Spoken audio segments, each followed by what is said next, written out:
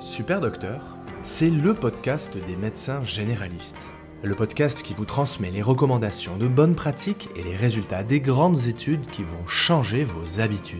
Super Docteur, c'est la découverte de méthodes de soins innovantes et des interviews de soignants inspirants qui boosteront votre motivation. Un contenu court et pratique chaque semaine pour tous les médecins. Bienvenue dans Super Docteur, le podcast des médecins généralistes. Aujourd'hui, nous partons à la découverte d'une initiative inspirante qui réinvente la manière de lutter contre les déserts médicaux, Médecins Solidaires. Pour en parler, j'ai le plaisir d'accueillir le docteur Martial Jardel, médecin généraliste et cofondateur de cette association qui repose sur une idée novatrice, le temps partagé solidaire. Ensemble, on va explorer les origines de ce projet ambitieux, les défis rencontrés pour le faire naître, et surtout son impact concret sur les médecins qui s'y engagent et les patients des zones rurales qui en bénéficient. Vous découvrirez comment une organisation collective et humaine peut redonner un accès aux soins à des populations isolées, tout en offrant aux praticiens une expérience riche et pleine de sens. Si vous êtes médecin et que vous cherchez une nouvelle façon de vous engager, ou simplement curieux d'entendre comment la solidarité peut transformer la pratique de notre métier, cet épisode est pour vous. Salut Martial, merci d'être avec moi aujourd'hui. Bonjour Mathieu, merci de ton invitation. Martial, est-ce que tu peux te présenter ton association Médecins Solidaires et puis nous raconter brièvement comment est née l'idée de ce collectif, s'il te plaît? Bien sûr, alors je m'appelle Martial Jardel, je suis médecin généraliste installé dans le nord de la Haute-Vienne, j'ai 33 ans, je suis installé dans un village qui s'appelle Le Dorat, qui est le village dans lequel j'ai grandi, et je suis l'heureux président et cofondateur de l'association Médecins Solidaires. Médecins Solidaires, c'est un principe très simple, c'est de dire au lieu de demander beaucoup à peu de médecins, peut-être qu'on peut essayer de demander peu, mais à beaucoup de médecins. Et c'est une idée qui est pas très compliquée, qui est née en 2021 de manière assez simple, en reprenant un raisonnement pragmatique, en se disant, mais finalement, quel est l'obstacle majeur à l'installation de médecins dans ce territoire, au-delà de l'inadéquation numérique que l'on connaît tous, etc. C'est l'engagement. Aujourd'hui, aller s'installer pour 30 ans dans un village rural, c'est un engagement immense, mais on se rend même pas compte tellement c'est immense. C'est-à-dire que je fais une micro-parenthèse là-dessus. On se dit oui, bah ça a toujours été le cas, la vie c'est de l'engagement, etc. Mais en fait, en 1980, c'était bien moins engageant.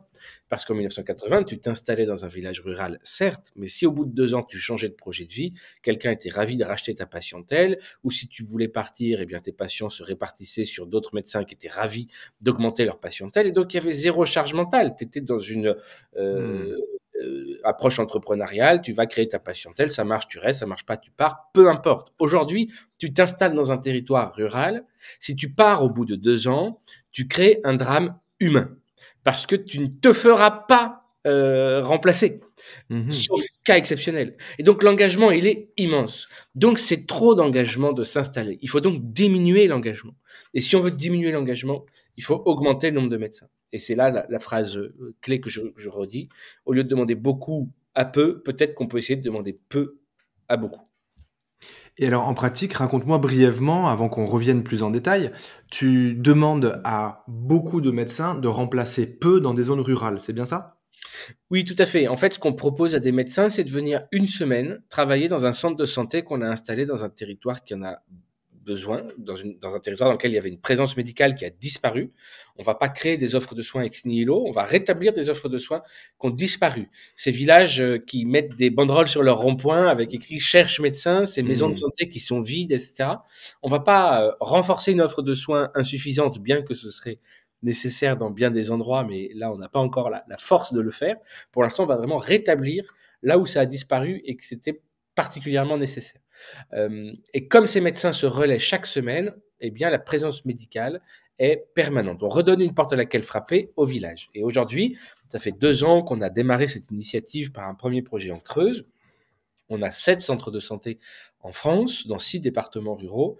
On a 550 médecins dans le collectif. On a fait presque 35 000 consultations. On suit 6 500 patients dans nos centres de santé dont nous sommes médecins traitants. Et je crois que la plus grande fierté, c'est de dire que dans l'ensemble de nos centres de santé, il n'y a pas eu une seule semaine sans médecin. On a eu un médecin toutes les semaines dans tous les centres de santé. Incroyable, franchement bravo, c'est vraiment incroyable. Mais avant de te tresser trop vite des lauriers, j'ai quand même quelques questions à te poser, mon cher Martial. Tout d'abord, quel profil de médecins rejoignent ce collectif? Est-ce qu'il y a plutôt de jeunes, plutôt des vieux? Je crois même que des retraités peuvent, remplacer. À quoi ils ressemblent les médecins qui toquent chez toi? En fait, c'est ça qui est intéressant, c'est que, du fait, du salariat, on peut vraiment prendre tout le monde. Que ce soit des jeunes remplaçants, des médecins installés qui sont libéraux, des médecins retraités qui ont cessé leur activité libérale. On peut prendre tout le monde, des médecins de n'importe quel département et de n'importe quel profil. On a trois grandes tendances qui se dégagent, ce qui n'est pas une surprise, trois grands profils. Le jeune remplaçant, qui n'est pas encore installé, qui est ravi d'aller découvrir le territoire, une nouvelle manière d'exercer, qui est dans un mode où il n'a pas encore envie de s'installer, ou en tout cas il se questionne, il est mobile et heureux de découvrir enfin la liberté après autant d'années de contraintes universitaires. Il y a le médecin installé, qui est installé dans de bonnes conditions. C'est pas le médecin qui est installé au fin fond du Jura, qui est tout seul et qui est déjà sous l'eau. Ça, c'est plutôt un médecin dont on va être solidaire, nous. Mais c'est le médecin qui est installé en banlieue de Nantes, dans une maison de santé cossue, où ils sont 6 médecins. Il se fait facilement remplacer. En tout cas, son absence programmée pour une semaine va pas déséquilibrer l'accès aux soins du territoire. Et lui, il va être ravi d'aller contribuer en étant bien conscient qu'il a peut-être un peu plus de facilité que d'autres, qu'il est peut-être un peu mieux loti que dans d'autres territoires, et il va avoir envie de contribuer et puis de sortir de son tunnel de médecine générale, de ses patients dont il est médecin traitant, qu'il aime beaucoup, mais il a envie de pouvoir découvrir autre chose, prendre un peu d'oxygène sans pour autant remettre en cause toute son organisation professionnelle. Et donc pendant une semaine, c'est une parenthèse, il va aller travailler ailleurs avec d'autres gens, dans un autre contexte, et après il va revenir dans son premier lieu d'exercice. Troisième profil, bien sûr, les retraités, qui sont un profil formidable. D'abord parce que c'est une génération qui avait vraiment le travail centré au cœur de leur existence. Donc, ils sont très engagés, très fiables, très mobilisables. Ils sont ravis d'être retraités, d'avoir le droit au repos, mais ils sont un peu nostalgiques. Ils ont un peu peur de perdre leurs compétences médicales. Ils savent que la médecine, c'est pas comme le vélo, ça s'oublie. Ils n'ont pas envie d'oublier parce qu'ils ont quand même 40 ans d'expérience. Ils sont heureux de leur métier, c'est des passionnés. Et autant ils ont envie de continuer un petit peu, mais s'engager un jour par semaine ou 2 jours par semaine dans une structure, ça les embête un peu parce qu'ils ont pas envie de se mettre un fil à la patte. Ils ont tellement travaillé pour avoir le droit d'être enfin libres. Et là, on leur dit, en fait, ça va être une semaine quand vous voulez, sans engagement.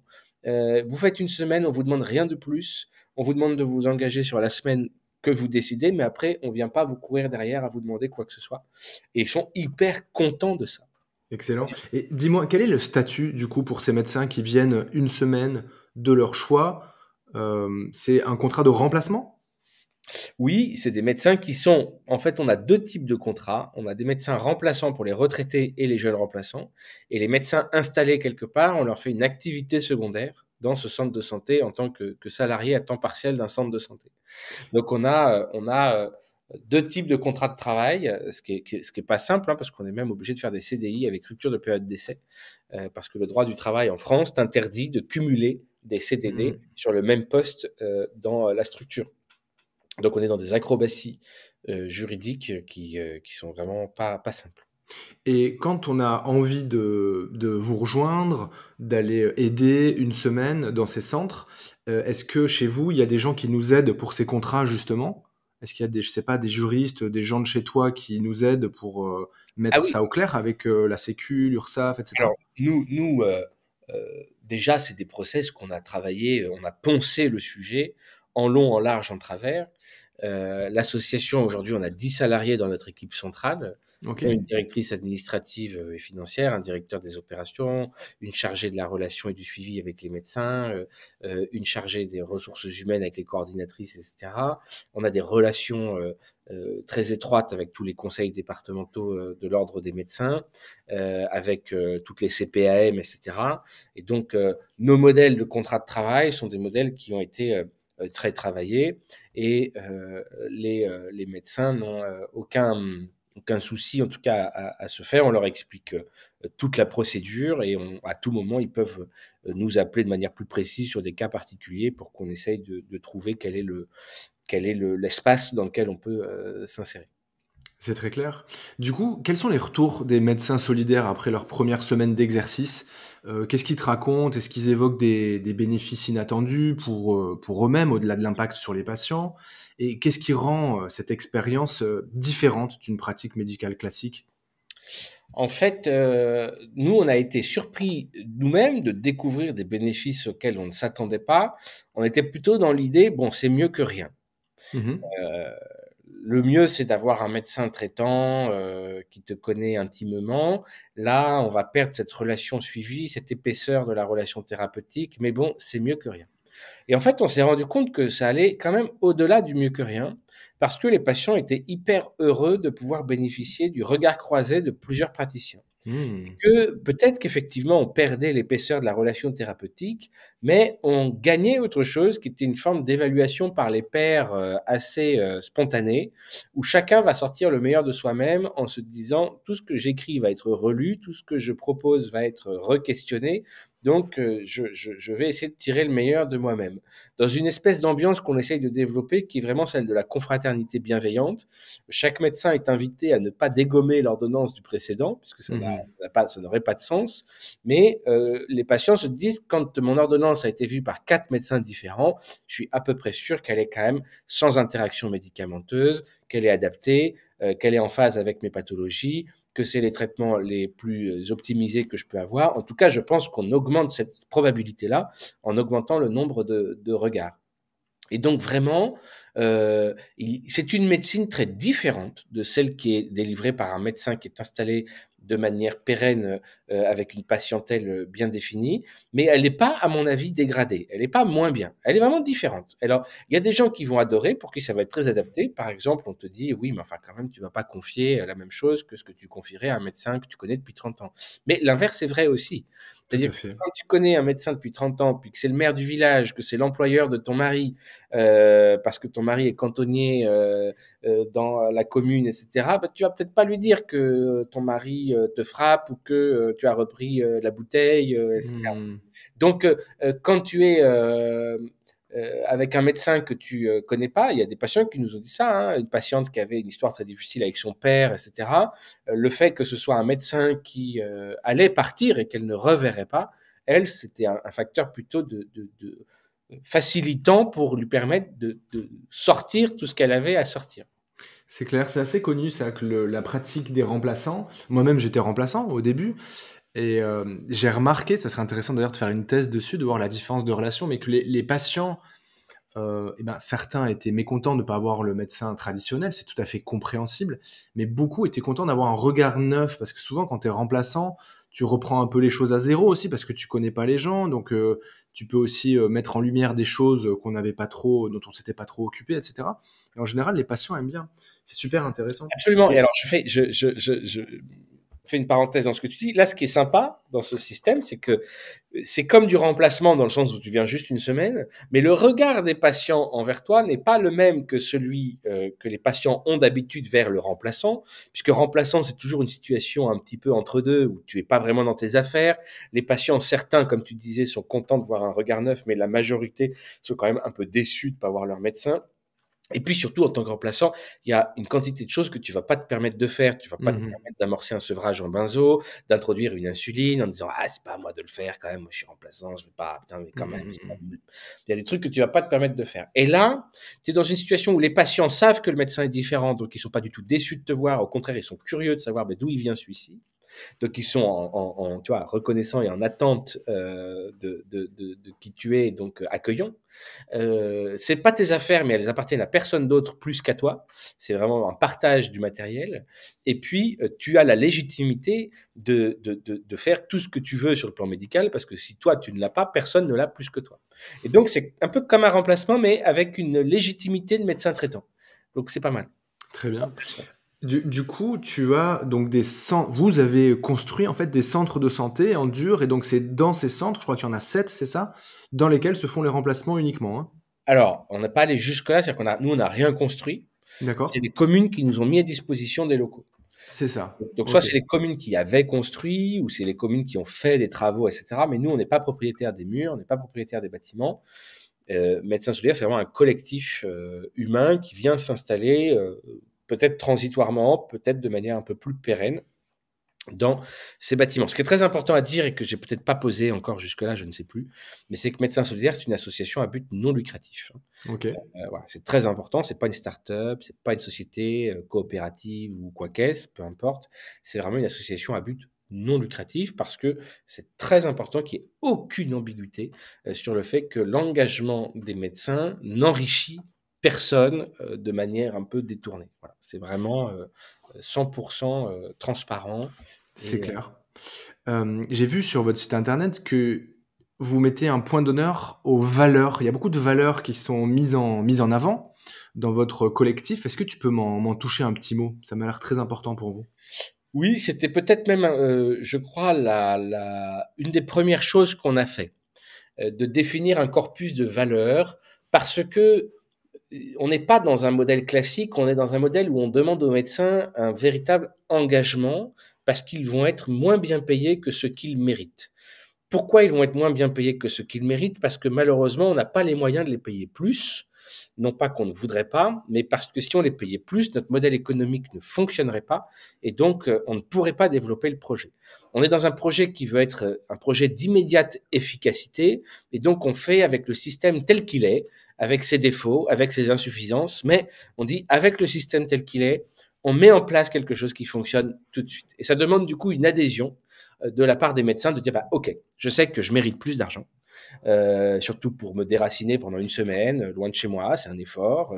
Je vais voir un certain nombre de patients et parce que le salariat c'est 1 000 € la semaine. Je sais pas si je l'avais déjà dit, mais c'est D'accord. 1 C'est 000 le €. tarif chez toi, 1 000 € la semaine pour aller remplacer dans un désert. Voilà, Très bien. indépendamment du volume d'activité, parce que c'est plus simple pour nous en termes de budget prévisionnel, c'est plus simple en termes de réalisation des paiements, et parce que c'est plus facile à véhiculer comme narratif et comme explication que de dire il y a un fixe, un variable en fonction de ceci, cela. Donc, c'est 1 000 € la semaine, Ok. et de toute façon, le nombre de consultations est à peu près toujours le même, à peu près. Et C'est donc, combien de consultations par jour? alors, c'est entre 22 et 25. C'est 3 D'accord. consultations par heure, D'accord. avec même des consultations de 40 minutes pour l'ouverture des dossiers des patients porteurs d'ALD, de pathologie chronique. C'est vraiment un cadre serein qu'on a voulu comme tel, en étant très conscient que le médecin qui faisait cet effort-là, il fallait qu'il soit dans un cadre d'exercice qui lui donne envie de revenir, parce que la clé du projet, elle est dans la récurrence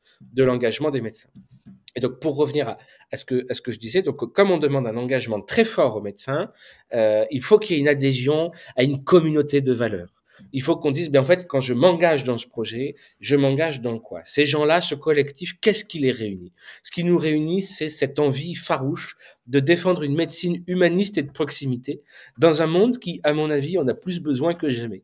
Plus jamais que besoin, plus besoin que jamais dans la médecine, parce qu'on voit qu'il y a une financiarisation grandissante de la médecine avec des prédateurs qui ont envie d'aller surfer sur ce marché de l'accès aux soins. Et pourtant, Dieu sait que je suis pas anticapitaliste, mais je trouve qu'il y a une nécessité peut-être de sacraliser le domaine de l'accès aux soins, de la santé. On peut pas faire de profit sur le malheur des gens. Ça me paraît indécent. Et donc, je crois que c'est notre rôle, nous, en tant que médecins généralistes, de mettre cette barrière-là et de pas être dans une indignation juste de canapé, mais d'action, en disant, ben, on y va concrètement. On n'est pas juste à dire, il faut pas, il faut pas. On propose une alternative, mais qui nécessite un engagement humain. Excellent, c'est clair, ça fait envie. Tu défends tellement bien ton projet, qui est d'ailleurs hyper vertueux. Ça fait plaisir de rencontrer des gens, des personnalités comme toi. J'imagine que ça n'a pas dû être de tout repos parce que ton association gère quand même beaucoup de choses, notamment beaucoup d'administratifs, de logistique.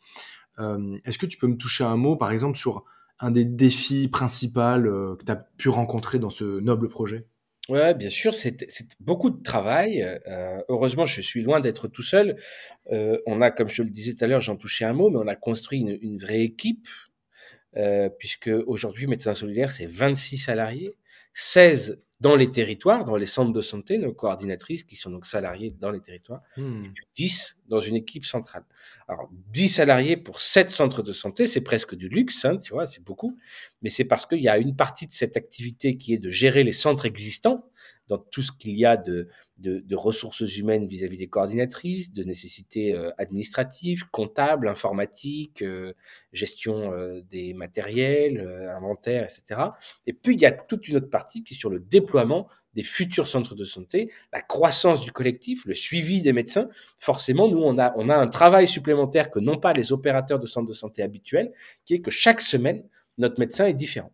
Autant te dire que sur le plan administratif, c'est un truc fou. C'est le plus fou que tu as à gérer, ouais, j'imagine. Pour qui a déjà salarié quelqu'un, ouais.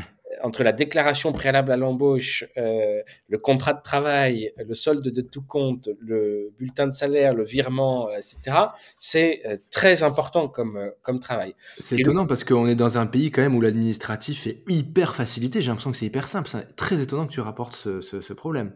Ouais, je suis pas. Oui, pardon, moi, j'étais mis sur le premier degré. C'était une petite boutade qui a failli prendre l'eau. Est-ce que tu peux me raconter comme ça par plaisir une petite anecdote marquante ou un moment fort que tu as pu rencontrer dans ce projet entre les gens qui viennent, les patients qui voient arriver des médecins? Est-ce que tu as une image comme ça à me partager qui t'a marqué dans ces dernières années? Oui, alors c'était quand on a ouvert notre premier centre de santé à Agen, donc c'était un projet très expérimental, assez vertigineux, puisqu'on engageait une commune, les finances d'une commune, les habitants d'une commune, dans la location d'un cabinet modulaire pour 2 ans. Donc c'était une charge importante. Si le projet n'avait pas marché, eux, ils s'étaient engagés à louer le truc pendant 2 ans. Enfin, donc il y a un moment, vraiment, on a sauté dans le vide. Mmh. Et donc, on était dans les premières semaines de l'ouverture de ce projet expérimental. On recevait des premiers patients et puis je vois arriver une patiente qui arrive et qui avait un peu le morphotype de Marine Le Pen, tu vois. C'était le moment du Covid, elle avait un masque, elle avait les yeux bleus, elle était blonde avec les cheveux un peu au carré comme ça. Et elle arrivait de Montluçon. Alors, Montluçon, faut se rendre compte, c'est à 1 heure du centre de santé où on était. Donc, c'est quand même pas rien, tu vois. Et en fait, elle nous dit, vous étiez, elle nous dit qu'elle était aux urgences, elle était en train d'attendre aux urgences de Montluçon et qu'elle a regardé sur Internet et qu'elle a vu qu'il y avait une place disponible dans notre centre de santé. Et elle a fait la route, du coup. Et elle est venue et elle nous a dit, mais en fait, pendant que moi j'étais en train d'attendre aux urgences d'un hôpital où il y avait des médecins étrangers qui n'entendaient pas, qui ne comprenaient pas ce que je leur disais, et je vois que vous venez là avec votre centre de santé, enfin, quelqu'un vient s'occuper de nous, pendant que le gouvernement dépense des millions d'euros à l'étranger, etc., vous, au moins, vous occupez de nous. Alors, je ne partage pas du tout ce qu'elle a pu, ce qu'elle peut penser, etc., ce qu'il pouvait y avoir derrière comme message. Mais je me suis dit, on est en train de faire de la politique. Mais on est en train de faire de la politique au sens utile du terme. C'est-à-dire qu'il y a une adéquation assez étonnante entre ce qui fait le vote RN et les territoires en manque de médecins. Pas que seuls les médecins pourraient régler le problème, parce que c'est des territoires qui sont abandonnés par beaucoup d'infrastructures et des infrastructures médicales.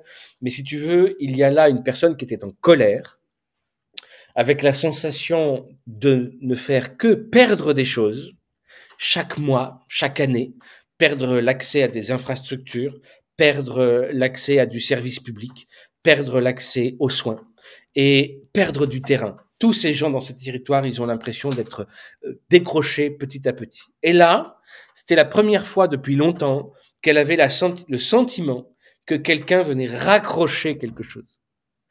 Et je me suis dit, là, on fait de la politique, vraiment pas dans le sens politicien, mais dans le sens où si on arrive à développer un projet comme ça, qui vient tracter la fraternité, qui est en train de s'affaisser dans notre pays, comme beaucoup d'autres valeurs, eh bien, peut-être qu'on peut être l'amorce de quelque chose qui pourrait induire un changement dans la perception qu'on a des territoires ruraux, des territoires oubliés. C'est un peu long comme anecdote. Très intéressant. Elle est particulièrement en phase avec ce qu'on vit aussi en ce moment Ouais, et puis ça illustre, l'immensité de ce projet, en fait. Tu peux le réduire à quelque chose de très petit, c'est-à-dire un médecin qui vient remplacer, quelqu'un dans une zone rurale. Et puis quand tu grossis la loupe, tu vois qu'en fait ça charrie, ça véhicule, des idées, politiques, économiques et cetera. C'est hyper intéressant et j'imagine qu'il faut aussi assumer ça face aux institutions locales et cetera et j'espère que tu es entouré et puis que tu prends ce rôle aussi avec, avec responsabilité. Martial, je te remercie infiniment, on va arriver à la fin de notre entretien. Est-ce que, tu peux m'expliquer pour terminer, en pratique, comment on fait quand on est médecin généraliste, qu'on a envie de vous rejoindre? Qu'est-ce qu'on fait en pratique maintenant? Alors, en pratique, on se rend sur le site internet www.médecin-solidaire.fr. Là, on se renseigne un petit peu en naviguant sur notre site internet, on regarde un peu tous les contenus. Et puis, si on est toujours tenté, on clique sur l'onglet Devenir médecin solidaire, on remplit un formulaire, on prend un rendez-vous pour faire une visio avec un de nos 7 médecins recruteurs. C'est une visio qui dure une petite vingtaine de minutes, qui n'engage à rien, hein. À la fin de la visio, ça peut être, bah, écoutez, je vais réfléchir. Hein. On n'a pas encore pris la décision. Et puis, après, une fois que le recrutement est passé et que le profil est validé, on accède à l'espace membre et là, on peut choisir sa semaine et c'est parti pour la grande aventure. Ne sous-estimons pas, chers confrères, chers consoeurs, le rôle que nous avons dans notre société dans laquelle l'ensemble des valeurs sont en train de s'affaisser. Nous sommes légitimes pour pouvoir tracter cette fraternité et la remettre à l'ordre du jour. Donc, engagez-vous. Au-delà de délivrer du temps médical disponible, c'est aussi un projet d'engagement de société. Et on a cette légitimité-là, et je crois qu'il faut qu'on s'en saisisse. Voilà. C'est super clair, je vais mettre toutes ces infos dans les notes de l'épisode et puis j'envoie une newsletter, le super récap, en fin de semaine dans lequel je récapitule en 1 minute une petite fiche pratique de tout l'échange de la semaine et je mettrai tout le résumé dont on vient de parler et toutes les informations pratiques. Je te remercie infiniment, Martial. Je te souhaite de continuer ton projet, de te développer et puis restons en contact. Moi, je pourrais te donner un coup de main si tu en as besoin, un de ces quatre. À bientôt. Ben avec plaisir. À bientôt, Mathieu. Bravo, vous êtes bien arrivé à la fin de cet entretien. J'espère qu'il vous a inspiré et apporté des clés utiles pour votre pratique. Pour ne rien manquer des prochains épisodes de Super Docteur, pensez à vous abonner dès maintenant. Si mon travail vous plaît, parlez-en autour de vous, à vos consoeurs, vos confrères et même à vos internes. Et si vous voulez me soutenir, laissez-moi une belle note de 5 étoiles sur votre application de podcast préférée. C'est rapide, ça m'aide énormément, et surtout ça permet à d'autres médecins de découvrir ce contenu pour que l'on partage ensemble nos idées et améliorer nos pratiques. Merci pour votre écoute, et à très bientôt.